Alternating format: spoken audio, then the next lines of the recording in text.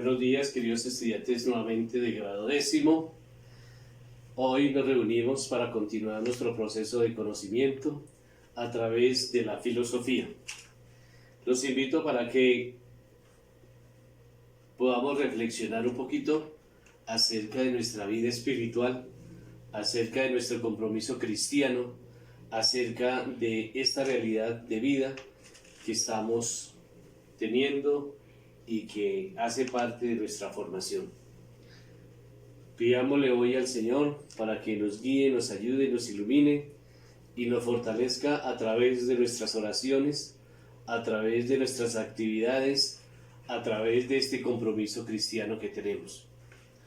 Oremos por nuestras familias, por nuestros hermanos, oremos por nuestros padres, por nuestros profesores, por nuestros superiores, nuestras directivas, para que el Señor también nos guíe, nos ayude y que podamos entender que la misión que tenemos es para el bien de cada uno de nosotros.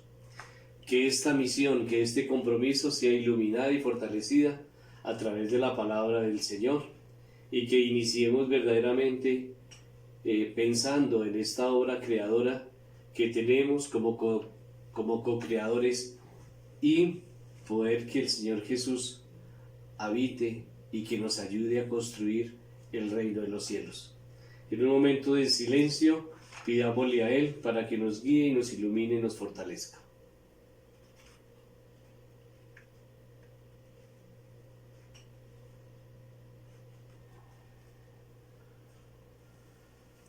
Gloria al Padre, al Hijo y al Espíritu Santo, como era en el principio, ahora y siempre, por los siglos de los siglos. Amén. Que el Señor nos ilumine a nuestro colegio y a cada uno de nosotros, en el nombre del Padre, del Hijo y del Espíritu Santo. Amén. Bien, ¿cuál es nuestro propósito para esta clase de filosofía?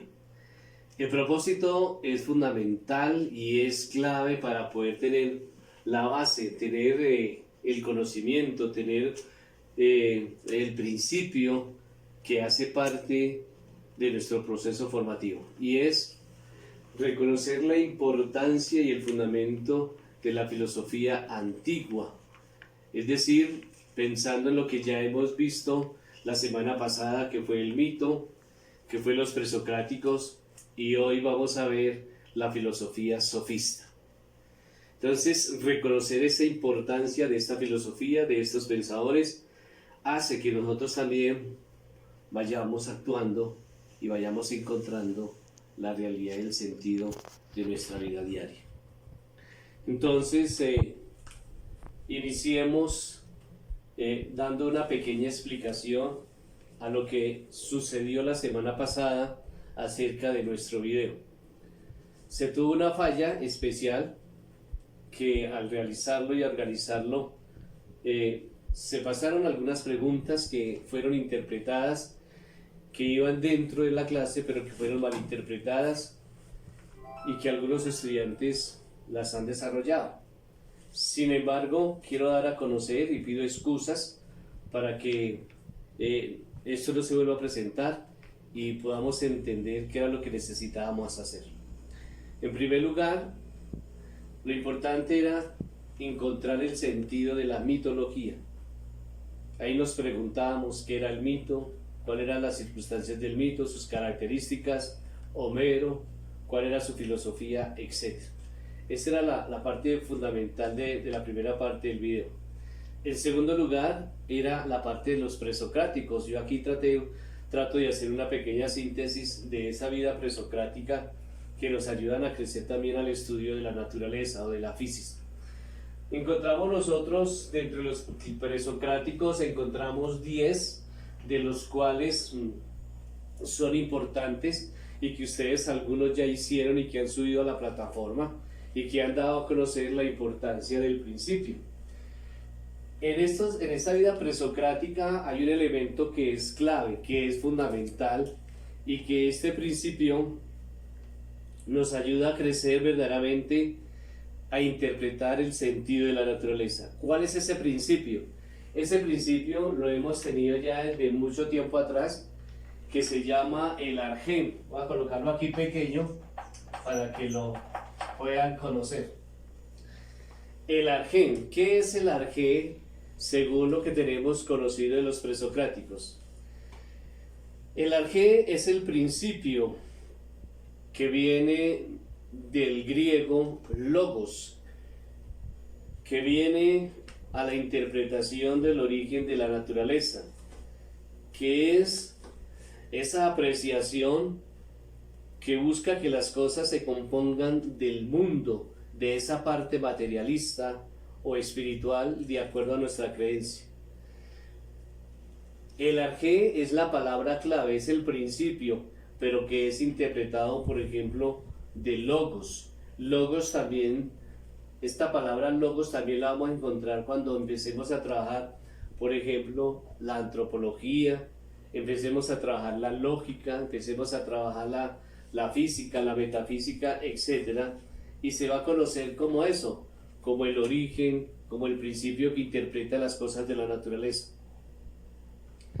El arjé explica también las actividades y la pluralidad que observamos a través de nuestra naturaleza, de estos fenómenos naturales que constantemente están apareciendo.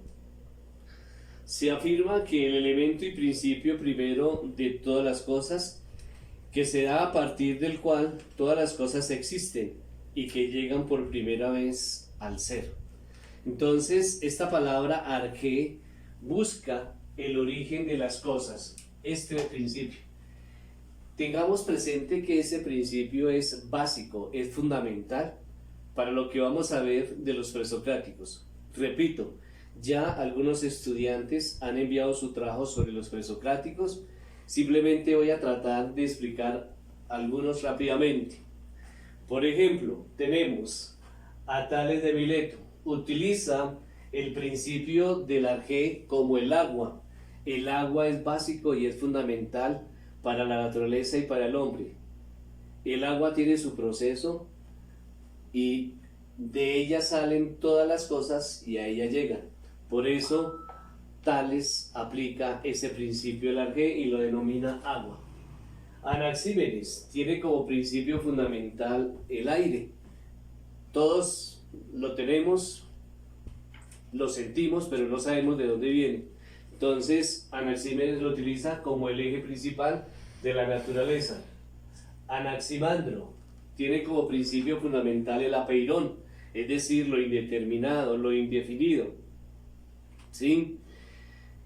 Es decir, buscamos la trascendencia a través de este principio del arjé según Anaximandro. Empedocles utiliza los 4 elementos de la naturaleza: el agua, el aire, fuego, tierra, agua y aire. Son los 4 principios fundamentales de la naturaleza. Entonces, esos 4 principios son básicos para Empedocles. Demócrito y Leucipo tienen como principio fundamental el átomo. Ya ustedes en química han estudiado todo el proceso del átomo. Sabemos que son partículas pequeñas que hacen parte de este principio y que van transformando también la naturaleza. Encontramos también a Heráclito, que tiene como principio fundamental el fuego. Y este tiene un signo, que cuando hay fuego sale humo, y ahí nos da una transformación continua de lo que sucede en ese momento del principio. Entonces hay transformación. Pitágoras tiene como principio fundamental el número, y cada elemento que hay en la naturaleza, cada arjé, tiene esta geometría, tiene el número, y hace parte que esta geografía, que esta parte de la geometría se utilice en los números. Parménides tiene como principio fundamental el ser en cuanto a ser. Aquí me equivoqué, no es el fuego, sino tiene como problema fundamental el ser. El ser. Todo existe a través de la naturaleza y se denomina ser. Tenemos otros filósofos como son Genófanes, que tiene como principio la tierra, y a través de la tierra pues aparecen todos los ejes que forman a la naturaleza.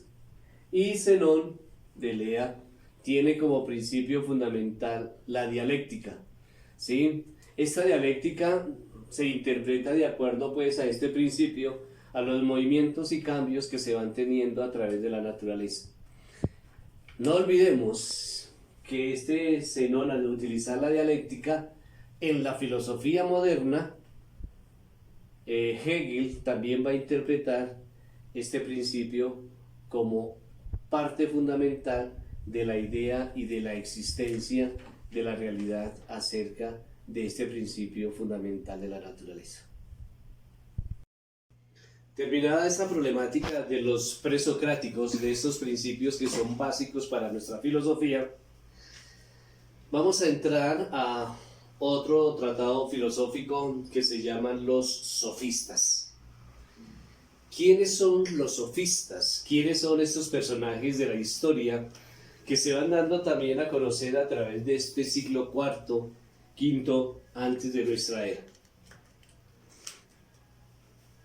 Es decir, que los sofistas se van desarrollando todo su proceso en Atenas, en la segunda mitad del siglo V antes de Cristo. Es decir, se desarrolla en el siglo de oro de Pericles. Los que han estudiado sociales se acuerdan por allá en grado sexto que el siglo de oro de Pericles fue el gran nacimiento de las ciencias, y dentro de esas ciencias encontramos la filosofía, y dentro de la filosofía encontramos las diferentes escuelas como son esta de los sofistas. ¿Cómo se le ha llamado a estos personajes de los sofistas? Se les ha llamado maestros, pero otros dan el sinónimo de maestruchos, porque los llaman que han sido falsos maestros y que educaban a las juventudes con fines de asumir puestos políticos a través de la palabra. Es decir, que utilizaban la palabra como medio de esa formación, como medio de esa interpretación de conocimiento, y se lo hacía llegar a los estudiantes con el fin de poder interpretar la realidad que se vive. Hoy en día también nos pasa a nosotros, utilizando nuestro vocabulario, utilizando buenas palabras, utilizando un buen léxico, podemos nosotros conquistar, comprar, traer a nuestra vida todo lo que nosotros queramos. Si tenemos un buen léxico, si tenemos un buen lenguaje y lo llevamos a la práctica, somos capaces de irnos realizando y de ir adquiriendo también todo aquello y toda clase de conocimiento que hace parte de nuestra formación. Entonces los sofistas son esos maestros que van educando, que van formando y que van teniendo una nueva interpretación del conocimiento en este siglo V. Los sofistas afirmaban recoger las preocupaciones que los propios ciudadanos atenienses manifestaban en sus conversaciones en las plazas públicas o en el ágora. Recordemos que el ágora era el centro donde se reunían los grandes pensadores para su estudio y su formación y de la enseñanza. El ágora era un recinto abierto al público. Hoy o utilizaban, por ejemplo, las plazas públicas o utilizaban unos salones especiales, pero siempre era con espacio público para ir formando a toda clase de jóvenes que quieran interpretar la palabra, el lenguaje, el conocimiento de esta cultura. Y se iban dando pasos, paso a paso.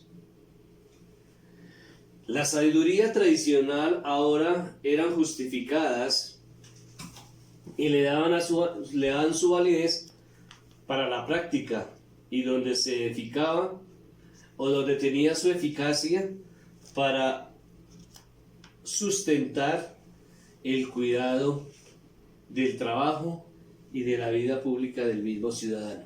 Es decir, que a través de la palabra, a través de esta educación, se forma toda una comunidad en el ágora.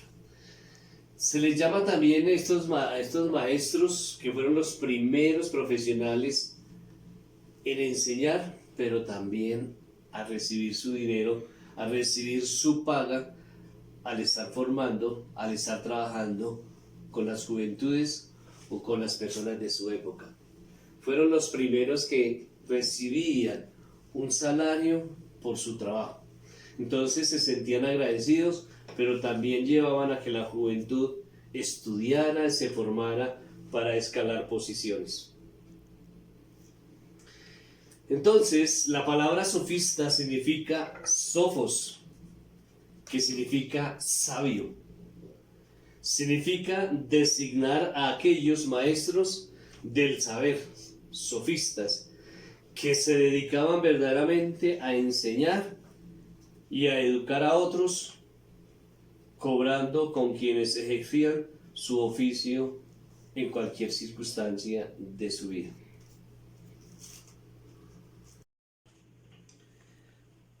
Dentro de los sofistas tenemos algunos filósofos que se han destacado a través de la historia. ¿Cuáles son estos filósofos sofistas que se han destacado a través de la historia?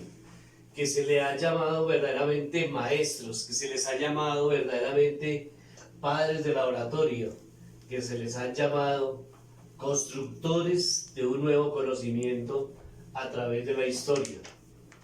Estos filósofos sofistas son aquellos que le han dado una nueva vuelta al hombre, es decir, le han dado una nueva interpretación al saber humano, al saber de la persona, al saber del sujeto. Entonces, dentro de estos principales sofistas tenemos, en primer lugar, a Protágoras.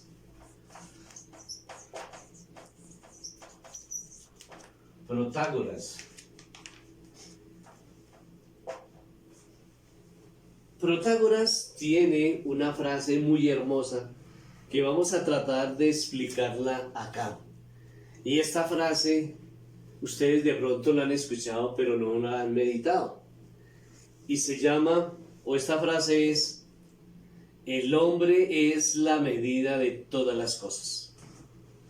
¿Qué significa para nosotros esta frase? El hombre es la medida de todas las cosas. Esto quiere decir que el hombre es el único capaz que tiene su libertad para dar respuesta a su vida diaria.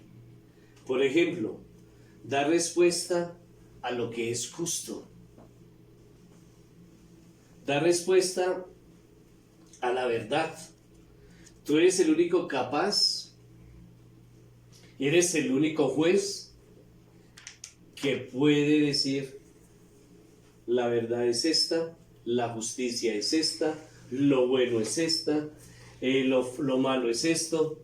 Entonces, a medida que el hombre va encontrando su sentido de vida, le va dando también su sentido a su existencia. ¿Por qué? Porque somos los únicos capaces de interpretar la realidad. Entonces, con esta frase, Protágoras nos enseña a valorar la otra identidad del ser humano, la otra identidad de la persona. Entonces, piensen ustedes si verdaderamente esta frase me llena, me dice algo, la puedo interpretar o preguntarme, ¿será que yo sí soy verdaderamente el árbitro, el juez de lo que yo hago? ¿Soy capaz de darle respuesta a mis actos que realizo? ¿Soy capaz de darle respuesta a esos compromisos que tengo con mis padres, con mis hermanos, con mis compañeros? ¿Soy capaz de responder verdaderamente a mis compromisos personales en el colegio? Entonces, recuerden que hemos trabajado cada una de estos conocimientos a través de la historia y nos hemos encontrado con diferentes pensamientos y uno de estos es con Protágoras. Entonces los invito para que piensen, analicen ustedes esta frase y pregúntese si verdaderamente soy capaz de ser juez y árbitro de mi vida.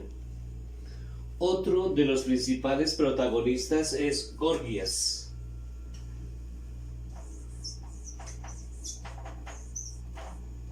Gorgias. Y Gorgias también tiene otro principio básico y fundamental que se llama nada es conocido. Nada es conocido. ¿Será que esto es verdad? ¿Será que esto es mentira? No. Simplemente él da a interpretar que todo lo que existe no se puede conocer. Hay muchísimos misterios de la naturaleza, hay muchísimas cosas que nosotros, por más que tengamos años, no las iremos a conocer. Entonces hay cosas desconocidas. Esta epidemia que estamos sufriendo no la conocemos, no sabemos cómo fue que se dio verdaderamente en la vida diaria de nosotros. Entonces, cada epidemia que surge es desconocida para el ser humano, es desconocida para cada uno de nosotros. Por eso los invito para que piensen si verdaderamente todo lo podemos descubrir, y resulta que no. El hombre nace para cumplir una misión, nace para cumplir unos conocimientos, nace para formar una sociedad, pero toda no se la sabe. Por eso dice Sócrates, solo sé que nada sé. Entonces, pensemos que toda no la sabemos y que cada día tenemos que ir formándonos e ir descubriendo las cosas que son desconocidas. ¿Sí? Así como les decía anteriormente, somos capaces de interpretar nuestra vida, somos capaces de ir descubriendo todo esto que es desconocido para nosotros, o todo esto se da a conocer verdaderamente todos los misterios. No. Entonces pensemos y analicemos esta tarea que tenemos. Otro de los filósofos importantes, de los sofistas, se llama Hipias de Elis. Hipias de Elis.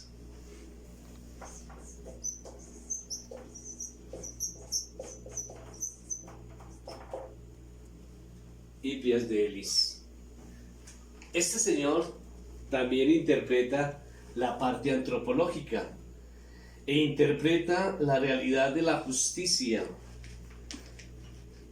Y tiene una frase importante que dice: programa la injusticia de las fronteras cuando interpreta al hombre y analiza su personalidad. Dice: todos los hombres son iguales por la naturaleza. Esta frase ya la hemos escuchado nosotros muchas veces, muchísimas veces. Y nosotros somos iguales por la naturaleza. Nacemos, crecemos y seguimos progresando y luchamos. Pero somos iguales en muchas circunstancias, en muchos elementos. Somos iguales dentro de nuestras actividades, somos iguales en todos nuestros procesos, pero pensamos distinto. Una cosa es que pertenecemos a un género humano, somos iguales, pero otra cosa diferente es pensar y ser cada uno autónomo en nuestra vida. Encontramos otro sofista, otro filósofo importante, que es Antifón de Atenas. Antifón. Estos son nombres bonitos para que les coloquen ustedes a sus amigos, compañeros, hermanos, si son papás a sus hijos, etc. Nombres bonitos, hermosos, bien, vayan escogiendo cuál le pueden colocar de esto a sus próximos hijos. Entonces, ¿quién es Antifón de Atenas? Lo vamos a describir con la siguiente frase: se puede transformar la ley si nadie lo advierte. Todas las leyes se crean para el servicio del hombre. Todas las leyes se hacen para hacerle un bien al hombre. ¿Quién daña las leyes? ¿Quién las transforma? ¿Quién les da ese servicio negativo? Nosotros. A nosotros nos dan unos principios básicos y es sencillo de entenderlo. Si a nosotros nos dicen, tengo que estar a las 6:30, es a las 6:30 y no es faltando 20 ni a las 7 de la mañana. Si a nosotros nos dicen el almuerzo a las 12, es a las 12, no a la 1.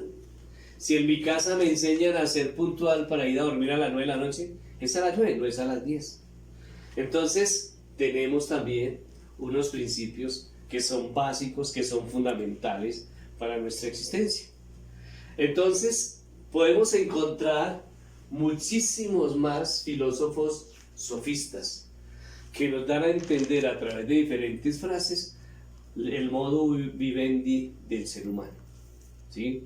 El modo vivendi de cada uno de nosotros. Y en ese mundo vivendi, que es la universidad nuestra, podemos nosotros irnos transformando a través de la historia. Por eso, a través de esta pequeña filosofía que estamos viendo, pensemos cómo transformamos nosotros nuestra comunidad, cómo transformamos nuestra sociedad, cómo los sofistas hacen parte de esa transformación del conocimiento y especialmente cómo hace parte de la transformación humana y del ser del hombre a través de la naturaleza.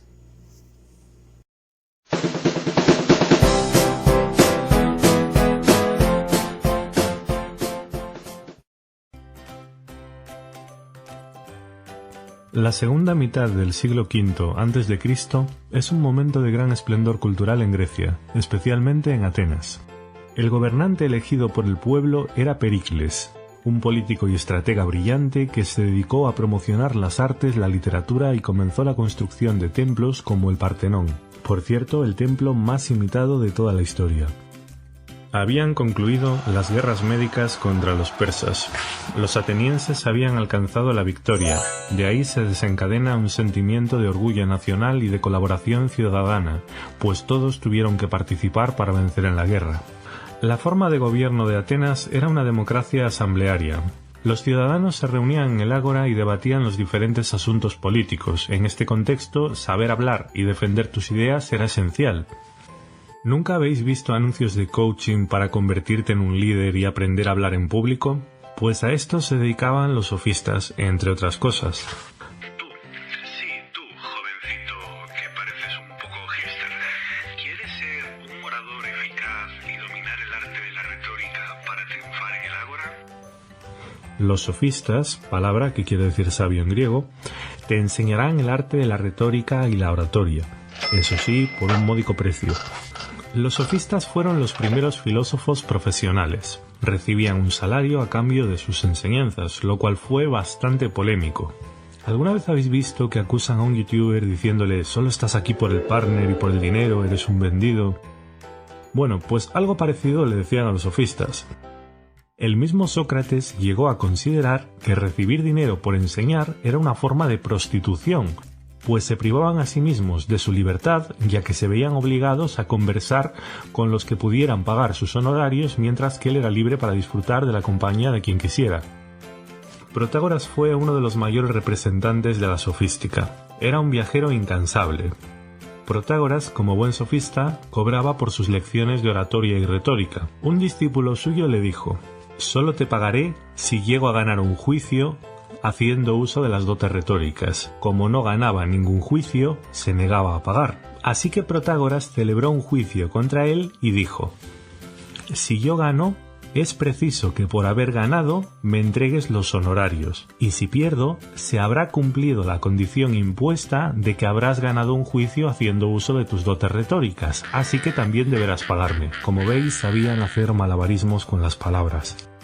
No penséis que los sofistas solo se preocupaban por el dinero. Pericles, el gobernante, era amigo del sofista Protágoras y le encargó a este la redacción de la Constitución para la nueva colonia de Turios, donde por primera vez se estableció la educación pública y obligatoria. Gracias, Protágoras. Una idea revolucionaria de los sofistas era que cualquier ser humano podía hacerse sabio y virtuoso si era convenientemente educado con independencia de su etnia, raza u origen familiar.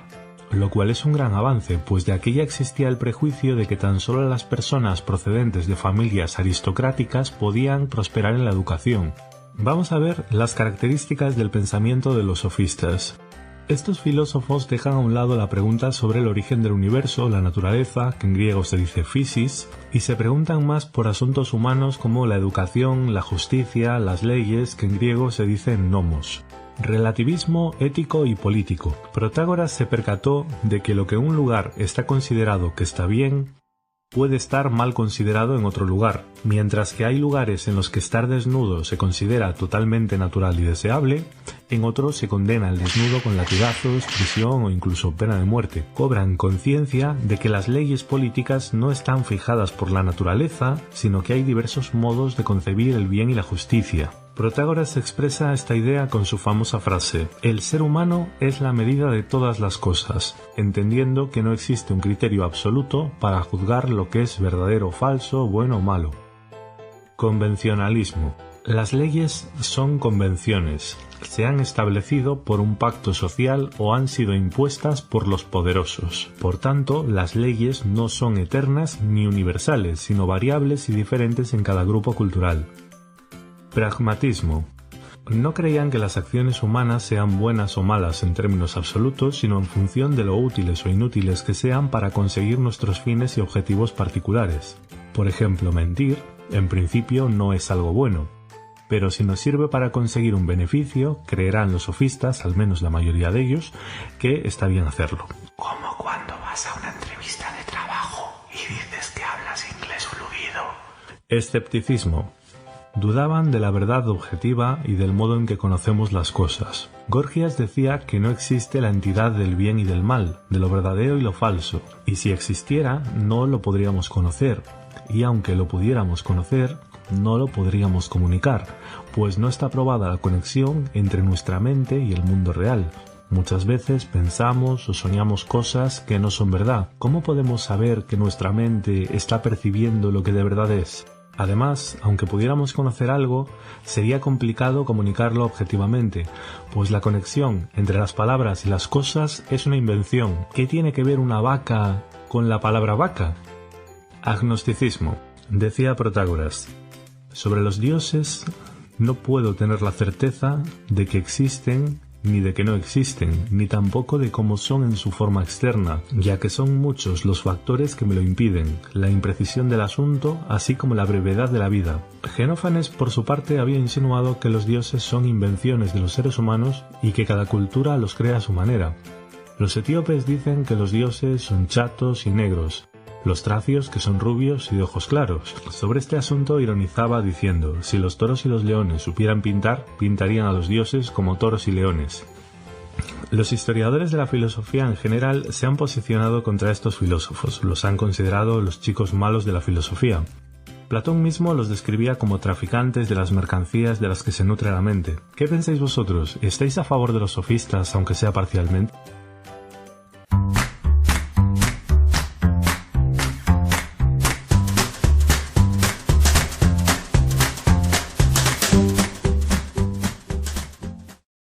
Después de haber visto este video, de esta pequeña explicación que les acabo de dar y de ese video de interpretación de la vida sofística de esta comunidad, vamos nosotros a realizar un trabajo para terminar nuestra clase.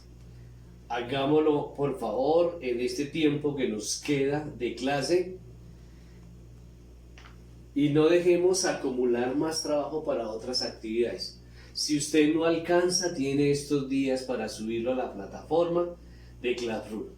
No se afane, lleve las cosas con calma, pero no se deje acumular trabajo, que es lo que hace que verdaderamente hagamos las cosas con afán. Tenemos tiempo para hacer nuestro trabajo. Aquí nos queda más de 15 minutos de clase. Por lo tanto, realice este trabajo bien hecho. Entonces vamos a realizar un escrito acerca de lo que es la filosofía sofista. Queridos estudiantes, ha sido un tema corto, sustancioso, para la interpretación del hombre a través de esta introducción que hemos hecho, a través de este video y a través de la filosofía sofista. Que verdaderamente ustedes vean que cada día se hace un esfuerzo para que las cosas salgan bien. De nuevo, les pido excusas por el video de la semana pasada y por esa mala interpretación que se dio para realizar la tarea. Entonces, repito, aprovechen el tiempo, aprovechen estas oportunidades que tenemos y tratemos de ir profundizando acerca de estos tratados de filosofía que nos quedan por hacer. Para la próxima semana, para la próxima clase, les pido el favor de que estén muy atentos para iniciar puntual la clase.